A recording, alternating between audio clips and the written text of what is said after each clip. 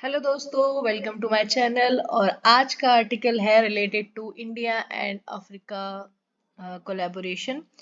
So a time for south south learning, this is the title for the article and is written by Ashok Gulati and Shyama Jose. So आज 18th of सितंबर को ये article Indian express में आया है, तो चलो इसके बारे में एक्सप्लेन करते हैं। तो इंडिया एंड अफ्रीका के बीच की बात है। तो देखो, अभी हमारे honourable prime minister Narendra Modi ji और उनकी पूरी टीम को जो ग्रैंड सक्सेस हुई है इंडिया की G20 प्रेसिडेंसी में, जो G20 समिट इंडिया में हुई, तो उसके बारे में काफी उनको कॉम्प्लीमेंट्स मिले हैं।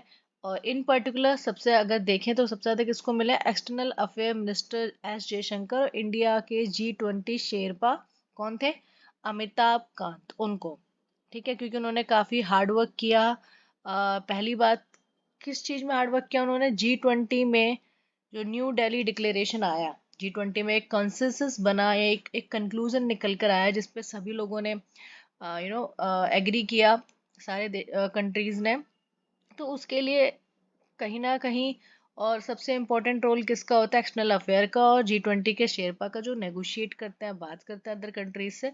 तो उनके जो हार्डवर्क की वजह से कंसेंसस आया, G20 new Delhi leader declaration. तो उसके लिए उनको काफी कॉम्प्लीमेंट किया गया। तो अब आगे बात करते हैं कि इंडिया की G20 प्रेसिडेंसी को याद किया जाएगा सबसे ज्यादा as a catalyst for reshaping and mindset of developed nation and integrating the aspiration of global south, particularly South Africa। मतलब कि हम लोग एक, हमारी कंट्री, हमारी प्रेसिडेंसी, इंडिया की presidency G20 as a catalyst काम करी, ताकि डेवलप्ड नेशन के माइंडसेट में ये डाल सकें कि हमारे ग्लोबल साउथ जो है, ओवरऑल जो ग्लोबल साउथ कंट्रीज हैं, पर्टिकुलरली अफ्रीका, उनको भी मेन स्ट्रीम में डाला जाए, उनकी एस्पिरेशंस को भी। इंडिया का मास्टर स्ट्रोक तो कहाँ पे था? जब अफ्रीकन यूनियन को G20 में इंक्लूड किया गया। तो सिर्फ बातें ही नहीं हुई, काम भी हुआ। ठीक है, तो इससे पता चलता है कि अफ्रीका का कितना सिग्निफिकेंस, इम्पोर्टेंस है और कितना पोटेंशियल है, अगर ग्लोबल डेवलपमेंट एंड स्टेबिलिटी की बात की जाए। अब G20 से हो गया है G21। अब इस G21 में 84% वर्ल्ड की पॉपुलेशन कंप्राइज करती है, जो कि पहले 66% थी। India and Africa constituting 36% of the global population। अगर इंडिया और अफ्रीका दोनों की पॉपुलेशन देखी जाए तो 36% ग्लोबल पॉपुलेशन होती है। लेकिन अनफॉर्चुनेटली इंडिया एंड अफ्रीका का मिला के 69.4%, यानी कि 403 मिलियन, जो वर्ल्ड में टोटल जितने भी अंडर नरिश्ड पीपल है, 2020 और 22 में जो भी डेटा निकला है अंडर नरिश्ड पीपल का, उसमें से 69.4%, लगभग 70% इंडिया एंड अफ्रीका के हैं। ये जो रीजन है, टुगेदर हम इंडिया एंड अफ्रीका मिलके 67%। तो ओवरऑल वर्ल्ड में चिल्ड्रन जितने ज़्यादा माल न्यूट्रिशन प्रॉब्लम से, स्टंटिंग से जो फेस कर रहे हैं, माल न्यूट्रिशन यानी कि उनके अंदर न्यूट्रिशन की कमी है, तो 67% इंडियन अफ्रीका के मिलाकर हैं टोटल ओवरऑल वर्ल्ड में देखें तो। एंड 75.8% जो कि फेस कर रहे हैं वेस्टिंग। तो स्टंटिंग, वेस्टिंग, इनमें क्या डिफरेंस होता है, ये आप मुझे बताइए कमेंट करके। और ठीक है, चलिए आगे देखते हैं। तो सबसे बड़ा क्वेश्चन ये उठता है कि ग्लोबल साउथ के लिए, कि how can it steer the world toward food and nutrition security in the face of climate change. कि जिस तरीके से क्लाइमेट चेंज हो रहा है, तो वर्ल्ड किस तरीके से फूड एंड न्यूट्रिशनल सिक्योरिटी को स्टेबल कर पाएगा, क्योंकि फूड की ज़रूरत है, न्यूट्रिशनल सिक्योरिटी की ज़रूरत है।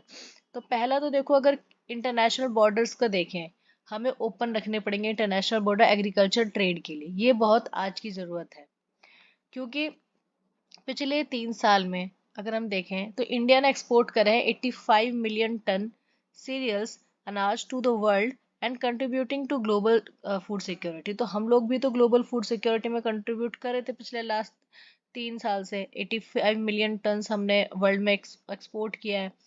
लेकिन उसी के साथ साथ अगर हम देखें तो इंडिया ने अभी फिलहाल में रेस्ट्रिक्शंस लगाए हैं राइस एंड वीट के एक्सपोर्ट पर।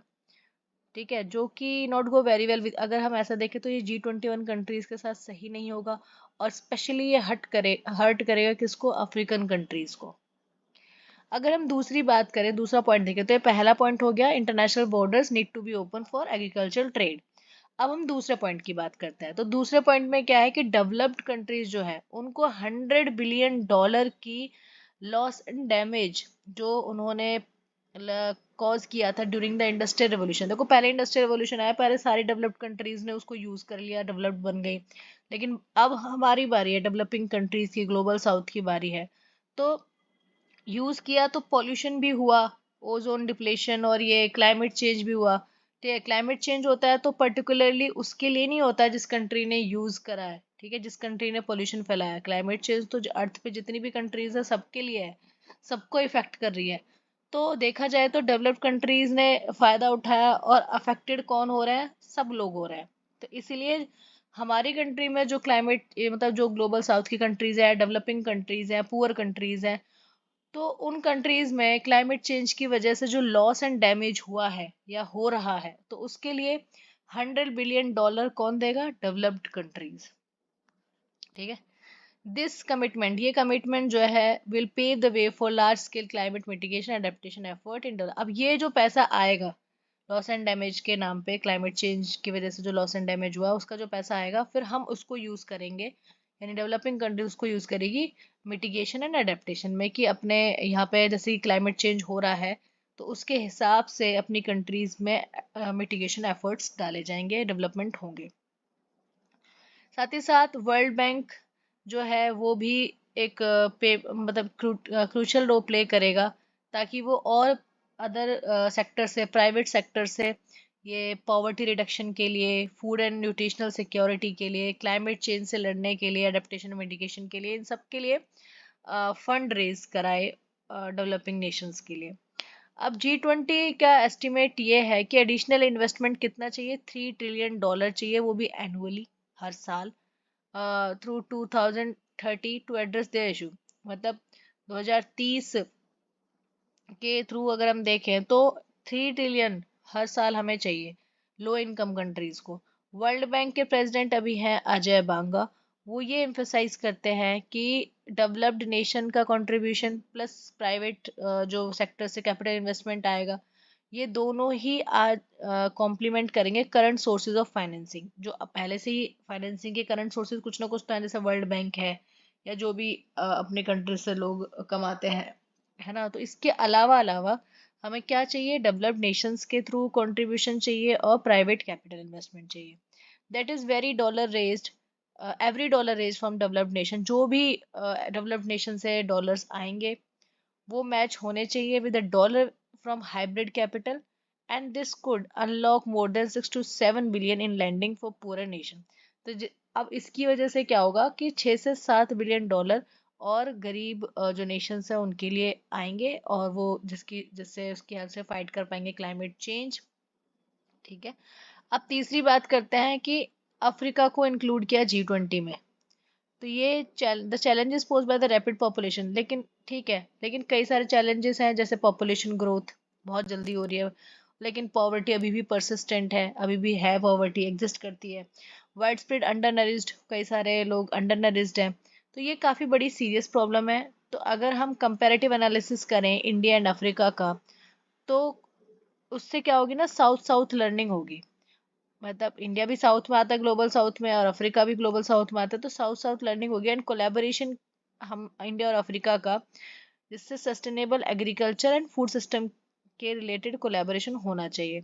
फर्दर अगर हम एड्रेस करते हैं कि abnormally high nutritional insecurity in the two region require agriculture. अब देखो इंडिया और अफ्रीका दोनों में न्यूट्रिशनल इनसिक्योरिटी है, तो इसके लिए एग्रीकल्चर पॉलिसीज बननी चाहिए, ताकि न्यूट्रिशन सेंसिटिव होनी चाहिए। न्यूट्रिशन सेंसिटिव मतलब एग्रीकल्चर ऐसे नहीं कि अंधाधुंध कैसी भी एग्रीकल्चर हो रहा है, एग्रीकल्चर इस तरीके से हो कि न्यूट्रिशनल जो इनसिक्योरिटी है उसको भी वो उस प्रॉब्लम को भी खत्म कर पाए। ठीक है, अब स्केलिंग अगर हम देखें बायो फोर्टिफिकेशन की हो रही है। अब न्यूट्रिशन कैसे अगर डाला जा सकता है, जैसे स्टेपल क्रॉप्स होती है, कहीं पे स्टेपल क्रॉप चावल होता है, कहीं पे गेहूं होता है, कहीं पे और कोई चीज उगाई जाती है, कहीं पे मिलेट्स भी है। ठीक है, स्टेपल मतलब जो उनकी रोज डेली के डाइट में होता है।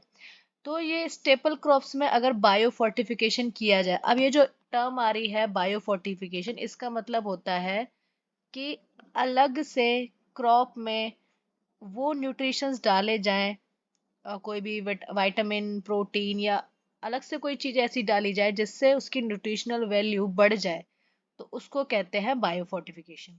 तो ये, और इसके अलावा कहते हैं देखो बायो फोर्टिफिकेशन स्टेपल क्रॉप्स पे ज्यादा से ज्यादा किया जाए, innovative and cost effective techniques लगाई जाएं ताकि इससे न्यूट्रिशियस डाइट की अवेलेबिलिटी हो उस एरिया में जहाँ पे सबसे ज्यादा माल न्यूट्रिशन है।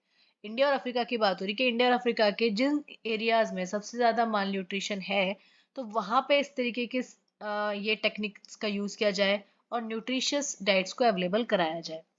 अब आगे बात करते हैं the consultative group on international agriculture research, CGIAR। तो CGIAR ये एक डिपार्टमेंट है, इनका एक प्रोग्राम है हार्वेस्ट प्लस प्रोग्राम। प्रोग्राम का नाम क्या है? Harvest plus program. और इसके अलावा ICAR यानी Indian council for agriculture research, उन्होंने भी कई वैरायटी के nutrient rich staple food crops, जो जैसे ये बात है कि बायो फोर्टिफिकेशन करना है स्टेपल क्रॉप्स का, तो ICAR ने ऑलरेडी डेवलप किया है nutrition rich staple food crop, जैसे क्या, iron and zinc fortified pearl millet. तो पर्ल मिलेट होता है, बाजरा होता है, तो उसमें अलग से आयरन एंड जिंक डाला गया है।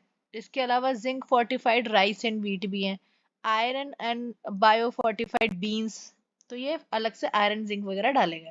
ये जो इनोवेशंस हैं अगर इम्प्लीमेंट किए जाए लार्ज स्केल में हर एक इंडियन स्टेट्स में और अफ्रीकन कंट्रीज में, तो इससे माल न्यूट्रिशन कम किया जा सकता है।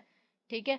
और जो हमारा सस्टेनेबल डेवलपमेंट गोल है, सस्टेनेबल डेवलपमेंट गोल्स है पूरे वर्ल्ड के, तो उसमें एक गोल क्या है? क्या गोल है? हंगर एंड माल न्यूट्रिशन को एलिमिनेट करना है बाय 2030। तो एक sustainable development goal to eliminate hunger and malnutrition by 2030। तो इससे ये गोल भी तो कंप्लीट हो रहा है अगर biofortified staple crops provide की जाती है to reduce the malnutrition in Indian African countries. तो जहाँ पे सबसे ज्यादा माल न्यूट्रिशन है, अबाउट 70% और मोर देन 70%, तो ये करने से सस्टेनेबल डेवलपमेंट गोल भी फुलफिल होता है। अब हम फोर्थ चीज पे आते हैं। तो फोर्थ क्या है कि एक्सेस न्यूट्रिशियस फूड का, अगर हम, चलो ठीक है, न्यूट्रिशियस फूड का एक्सेस तो प्रोवाइड कर दिया, ठीक है, बट क्या अलग जो डायमेंशन है, सिर्फ एक ही डायमेंशन है जिसकी वजह से अंडर न्यूट्रिशन है कि भाई फूड नहीं मिल रहा है, न्यूट्रिशन नहीं, और भी कई सारी डायमेंशंस हैं जिसकी वजह से नहीं मिल रहा। देखो, अब सिर्फ न्यूट्रिशन फूड नहीं मिला तो चलो ठीक है, माल न्यूट्रिशन हो गया, बट उसके बाद भी तो चीजें होती है, तो they require targeted and multi prolong. तो हमें टारगेटेड, एक तो टारगेट की पर्टिकुलर क्या स्पेसिफिक चीज को हमें एलिमिनेट करना है, और मल्टी प्रोंग्ड मतलब लंबे समय तक एक स्ट्रेटजीज बनानी है ताकि न्यूट्रिशनल सिक्योरिटी रहे। And our empirical analysis at ICRIR using the latest unit level NFHS। तो ICRIER एनालिसिस करती है, तो उन्होंने अभी एक लेटेस्ट यूनिट, कोई भी एनालिसिस की यूनिट तो होती है कि किस यूनिट में मेजर करेंगे, तो उनकी यूनिट अब है NFHS डेटा। NFHS मतलब family health survey, national family health survey होता है। तो 2019 एंड 21 में सर्वे किया उसका डेटा, उसमें उन्होंने सैंपल किया था 2,55,641 चिल्ड्रन का, जो कि 5 साल से कम उम्र के हैं। और तो ये हाईलाइट करता है कि मदर की एजुकेशन, अगर मदर यानी माँ है तो उसकी एजुकेशन, पर्टिकुलरली उनकी हायर एजुकेशन 12th के बाद वाली, एंड मदर का जो BMI इंडेक्स होता है यानी कि बॉडी मास इंडेक्स, उनका हाइट के अकॉर्डिंग कितना मास है, ठीक है, उन दोनों का काफी ज्यादा स्ट्रॉन्ग एसोसिएशन है to reducing the undernutrition among children. तो देखो सिंपल सी बात है, अगर माँ है, ठीक है, वो एजुकेटेड है, दूसरा उसका खुद, वो खुद की उसकी बॉडी हेल्दी है, उसका BMI इंडेक्स नॉर्मल है, तभी तो वो अपने बच्चे को न्यूट्रिशन, अंडर न्यूट्रिशन से बचा पाएगी। क्योंकि 5 साल से छोटा बच्चा होता है, पहले तो शायद आई थिंक 6-7 महीने तो माँ के माँ ही फीड करती है उसको, बाहर का कुछ नहीं खाना होता है। ठीक है, इसके अलावा फिर बाकी चीजें भी माँ पे ही डिपेंड करती है कि वो प्रोवाइड करवा पा रही है कि चीजें कि नहीं, क्योंकि माँ की हेल्थ सबसे ज्यादा इंपॉर्टेंट करती है। और अब अगर वो एजुकेटेड होगी तो उसको पता होगा कि वो अपने बच्चों को क्या देना है जिसकी वजह से उसका न्यूट्रिशन बैलेंस रहे। तो कहते हैं और ये सिर्फ कहने की बातें नहीं है, डेटा भी यही शो करता है, national family health survey data भी यही शो करता है कि अगर माँ एजुकेटेड है और वो अंडर नरिश नहीं है, उसका बीएमआई नॉर्मल है, तो बच्चा भी सही रहता है। अब बिटवीन 2005 एंड 6 अगर देखें एंड 2019 21, तो इंडिया ऐसा नहीं है कि कोई भी प्रोग्रेस नहीं हुई है। 2005 से का डेटा 2019-21 के डेटा से कंपेयर किया जाए तो अंडरवेट जो वुमेन है उनकी परसेंटेज कम हुई है। पहले बीएमआई इंडेक्स काफी लो हुआ करता था, तो अभी वो परसेंटेज कम हो गई है। अब उसके बात करते हैं तो वो कितनी हो गई है। पहले तो 35.5% लोअर बीएमआई इंडेक्स की वुमेन थी, अब 18.7%। At the same time 25.9% women obtain higher education. अब पहले क्या होता था कि पहले 12 से 15% औरतें ही हायर एजुकेशन अडॉप्ट कर पाती थी आफ्टर 12th, लेकिन अभी 25.9% है जो करती है एजुकेटेड वुमेन। लेकिन ये 25.9% भी आई गेस कि बहुत ही कम परसेंटेज है। 100% होना चाहिए और ये टारगेट होना चाहिए। एजुकेटेड वुमेन जो है वो इन्फॉर्म्ड होती हैं, उनको पता होता है कि क्या न्यूट्रिशन और हेल्थ केयर होनी चाहिए, है ना। उनको मालूम होता है, वो देर से शादी करती हैं, मतलब अर्ली मैरिज नहीं करती हैं, ठीक है। और वो कम बच्चे रखती हैं, ठीक है। एजुकेटेड होती हैं तो उनके बच्चे भी कम होते हैं। उनको पता होता है कि उन्हें किस तरीके से यू नो प्रेगनेंसी डिले करना है। उनको मालूम होता है किस तरीके से प्रेगनेंसी अगर उनको नहीं चाहिए तो उन्हें क्या स्टेप्स उठाने हैं, और उनका बेबी भी हेल्दी होता है। तो ये कई रीजंस हैं। Therefore state government need to promote, इसलिए स्टेट गवर्नमेंट को क्या करना चाहिए, स्कूलिंग और हायर एजुकेशन। स्कूलिंग तो है ही 12th तक की, लेकिन उसके बाद हायर एजुकेशन के लिए गर्ल्स को मतलब उनको प्रमोट, ये चीज प्रमोट करनी चाहिए। और वो कैसे प्रमोट होगी, एक स्कॉलरशिप भी उनको प्रोवाइड करनी चाहिए। अगर हम स्कॉलरशिप की बात करें तो जैसे 500 rupees per month from class 9th, अब इसको धीरे धीरे बढ़ा के 1000 रुपीज पर मंथ कर दिया है till the end of graduation and post graduation. मतलब हर महीने 1000 रुपये उनको मिले जब तक कि उनकी ग्रेजुएशन एंड पोस्ट ग्रेजुएशन ना हो जाए। और इसकी वजह से क्या होगा कि औरतों के जो ड्रॉप आउट्स हो जाते हैं higher education, secondary and higher education के लिए, मतलब कि 12th के बाद वो ड्रॉप आउट कर लेती है, तो वो कम चीज होंगी। अब इन्वेस्टमेंट अगर हायर एजुकेशन, वुमेन के हायर एजुकेशन में किया जाए तो इससे देखो बहुत कुछ होगा। वुमेन के हायर एजुकेशन में इन्वेस्टमेंट करने से सबसे पहला लेबर फोर्स पार्टिसिपेशन बढ़ेगा। पढ़ी लिखी औरतें होंगी, ऑब्वियस सी बात है वो काम करेंगी, आगे जॉब करेंगी। दूसरा, अगर वो जॉब करती हैं तो हमारी लेबर फोर्स जो कि वुमेन जो है वो अभी कंट्रीब्यूट नहीं कर रही है इतना जितना उन्हें करना चाहिए। अगर वो कंट्रीब्यूट करती है तो ऑब्वियस सी बात है हमारी कंट्री की भी इकोनॉमिक ग्रोथ होगी, ठीक है। तो देखो एक वुमेन की एजुकेशन से बहुत कुछ हो रहा है, कंट्री की लेबर फोर्स पार्टिसिपेशन बढ़ेगा। दूसरा, माल न्यूट्रिशन भी कम होगा बेबीज में, ठीक है। तो ये चीज हम पढ़ रहे हैं। उसके बाद और पॉपुलेशन ग्रोथ भी कम होगी, तीन चीजें। तो these findings need to be shared widely African nation for cross learning. अब ये जो फाइंडिंग्स हमें मिल रही है कि हाँ हमने पिछले 2005 से अभी 2019 20 21 तक काफी अच्छा ग्रोथ किया है, एजुकेशन में स्कॉलरशिप दी है वुमेन्स के लिए, और बाकी सारी फैसिलिटीज दी हैं। तो ये चीजें अफ्रीकन नेशंस भी हमसे सीख सकते हैं, ठीक है। अब हम पांचवी बात करते हैं कि हमारा analysis about that investment in wash initiatives. अब ये WASH इनिशिएटिव्स क्या है।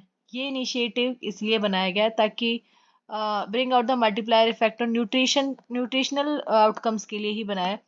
तो इंडिया ने स्वच्छ भारत अभियान के अंडर में, ठीक है, सिग्निफिकेंटली इंक्रीज किया है coverage of the household which. देखो स्वच्छ भारत अभियान किस लिए है, ताकि सैनिटेशन फैसिलिटीज जो है हाउस होल्ड्स की वो इम्प्रूव की जाए। तो अभी वो इसके अभियान के थ्रू इम्प्रूव कितनी हुई है, 48.5% इम्प्रूव, 48.5% से 70% हो गई है 2015 से 2000 लगभग 5 साल के अंदर ही। अब स्कीम जो है ये एम करती है टू एलिमिनेट। इस स्कीम के अंदर होता क्या है स्वच्छ भारत अभियान में, इसमें क्या करता है कि ओपन डेफिकेशन जो होता है, जो खुले में शौच करते हैं, और वो चीज, और जो मैनुअल स्कैवेंजिंग, मतलब कि जो इंसानों के थ्रू वो जो टॉयलेट टैंक्स वगैरह ये सब साफ करवाए जाते हैं, तो वो चीज और ओपन डेफिकेशन खुले में शौच, ये दोनों चीजों को एलिमिनेट किया गया है, ठीक है। और कितना तक एलिमिनेट कर लिया है, 70% तक। ठीक है, इसकी वजह से सैनिटेशन फैसिलिटीज इंप्रूव हुई हैं इंडिया में। और ऑब्वियस ही बात है, अब सैनिटेशन अच्छा होगा तो हेल्थ भी अच्छी होगी। तो ये भी दूसरी चीज है जिससे अफ्रीका हमसे सीख सकता है। ठीक है। अब inclusion of African union in G20 and now G21, जो अफ्रीकन यूनियन को भी G20 में डाल के अब G21 हो गया है। तो ये एक हॉलमार्क है इंडिया की G20 प्रेसिडेंसी का, कि हाँ ये याद रखा जाए कि इंडिया की G20 प्रेसिडेंसी में अफ्रीकन यूनियन इंक्लूड किया गया था G20 में। बट इसका मतलब ये भी है, but it will have meaning only if, इसका मीनिंग, एक्चुअल मीनिंग तभी निकल पाएगा जब इंडिया एंड अफ्रीका कोलैबोरेट करें इफेक्टिवली। किस चीज के लिए? ताकि वो food and nutrition security in the face of climate change उससे डील कर पाए। क्लाइमेट चेंज के आज के फेस में वो फूड एंड न्यूट्रिशन सिक्योरिटी से डील करें।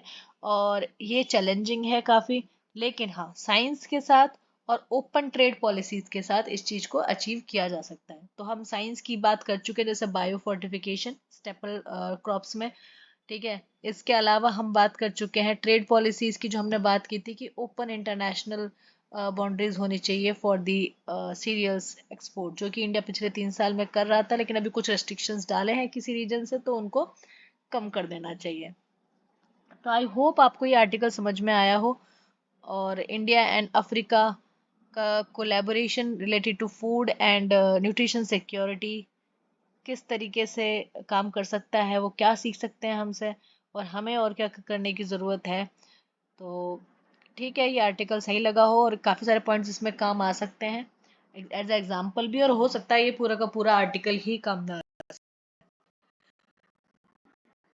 तो चलिए मैं यहाँ पे इसको स्टॉप करती हूँ। आई होप आपको ठीक लगा हो, अच्छा लगा हो आप लाइक कीजिएगा।